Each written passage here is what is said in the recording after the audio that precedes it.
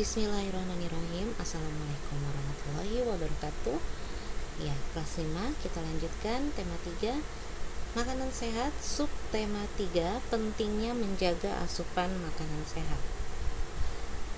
KD 3.3 menjelaskan organ pencernaan dan fungsinya pada hewan dan manusia serta cara memelihara kesehatan organ pencernaan manusia. Tujuan pembelajaran, siswa dapat menjelaskan gangguan pada organ pencernaan manusia serta cara memelihara kesehatan organ pencernaan manusia. Nah, ini sudah kita bahas di pertemuan yang lalu, bagian-bagian dari pencernaan manusia, mulai dari mulut, kerongkongan, lambung, usus halus, usus besar, lalu yang paling bawah anus. Fungsi organ pencernaan pada manusia. Yang pertama, rongga mulut. Terjadi dua proses pencernaan, yaitu pencernaan mekanik oleh gigi dan lidah serta kimiawi oleh enzim amilase yang dihasilkan oleh kelenjar air ludah. 2. Kerongkongan atau esofagus. Saluran penghubung antara rongga mulut dan lambung berfungsi sebagai jalan bagi makanan yang telah dikunyah dari mulut menuju lambung. Di lambung, sebagai tempat terjadinya sejumlah proses-proses pencernaan, lambung terjadi ada dua jenis pencernaan ya. Yang pertama secara mekanik, makanan akan diremas-remas oleh dinding atau otot lambung sehingga menjadi halus. Secara kimiawi, makanan akan dicerna dengan bantuan enzim, asam klorida, pepsin, dan renin. HCl itu singkatan dari asam klorida ya. Usus halus berfungsi sebagai tempat menyerap sari-sari makanan dan pencernaan kimiawi oleh enzim tripsin, amilase, dan lipase. Usus besar. Di usus besar ini tempat penyerapan kembali air dan sisa-sisa makanan yang tidak diserap, mengalami pembusukan dan dibentuk menjadi feses atau kotoran manusia. Terdapat bakteri E. coli. Lalu rektum. Rektum ini tempat penyimpanan feses sementara ya. Lalu anus tempat pengeluaran feses atau tempat pembuangan sisa-sisa pencernaan.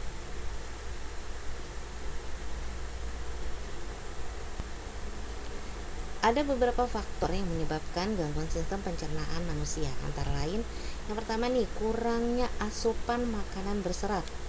Fungsi makanan berserat adalah membantu usus untuk menyerap sari-sari makanan yang masuk dan melancarkan pembuangan kotoran dalam tubuh. Serat dapat ditemukan pada makanan yang berasal dari tumbuhan, seperti sayur, buah, dan kacang-kacangan. Lalu yang kedua, pola makan yang tidak teratur. Pola makan yang tidak teratur dapat menyebabkan penyakit mah. Jika tidak digunakan untuk mencerna makanan, maka asam lambung dapat mengikis dinding lambung dan menyebabkan nyeri. Lalu makanan dan minuman yang tidak bersih ya. Bakteri dan virus yang masuk melalui makanan dan minuman yang kurang bersih akan menginfeksi sistem pencernaan sehingga dapat memunculkan penyakit diare atau kolera. Lalu ini ada botol-botol vitamin. Vitamin yang dibutuhkan oleh tubuh. Vitamin ini berfungsi sebagai zat pengatur. Vitamin diperlukan dalam jumlah sedikit, meskipun diperlukan dalam jumlah sedikit, namun perannya sangat besar dalam menjaga kesehatan tubuh. Kekurangan vitamin mengakibatkan seseorang mudah terserang penyakit. Penyakit yang disebabkan kekurangan vitamin disebut avitaminosis. Avitaminosis adalah kondisi kronis yang terjadi ketika tubuh kekurangan satu atau beberapa vitamin dalam darah.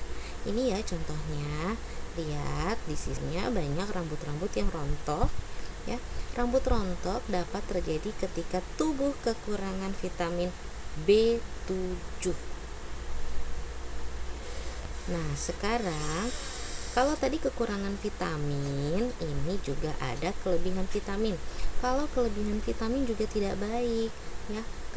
Kelebihan vitamin disebut hipervitaminosis. Hipervitaminosis adalah kondisi penumpukan vitamin yang sangat berlebihan di dalam tubuh sehingga dapat menyebabkan keracunan. Hipervitaminosis bisa menimbulkan gejala yang berbeda-beda tergantung jenis vitamin yang dikonsumsi. Nah, sekarang kita lihat gambarnya. Ini adalah orang yang terkena kelebihan vitamin. Gejala yang muncul karena kelebihan vitamin A. Macam-macam vitamin yang dibutuhkan oleh tubuh kita. Yang pertama ini vitamin A, ya. Vitamin A ini berguna untuk menjaga kesehatan mata, kulit, dan mempertinggi daya tahan tubuh terhadap infeksi. Kekurangan vitamin A dapat menyebabkan penyakit rabun senja. Vitamin A terdapat pada pisang, stroberi, mangga, apel, jeruk, pir, wortel, semangka, belimbing, pepaya, tomat, susu, ikan, dan hati. Lalu vitamin B. Vitamin B ini berguna untuk mendukung pertumbuhan badan dan mencegah gangguan saraf. Kekurangan vitamin B dapat menyebabkan penyakit beri-beri, selera makan hilang, dan pertumbuhan badan jadi terhambat. Vitamin B terdapat pada buah nanas, jeruk, apel, stroberi, pisang, tomat, sayuran, dan telur, kacang-kacangan, nasi, hati, daging, dan susu. Kemudian vitamin C. Vitamin C ini berguna sekali untuk menjaga daya tahan tubuh. Kekurangan vitamin C dapat mengakibatkan gusi berdarah, bibir pecah-pecah, dan sariawan. Vitamin C terdapat pada buah-buahan yang berwarna kuning kemerah-merahan, seperti tomat, jambu, belimbing, semangka, pir, apel, nanas, dan jeruk. Nah, sekarang kita ke vitamin D. Vitamin D berguna untuk membantu pembentukan dan pertumbuhan tulang.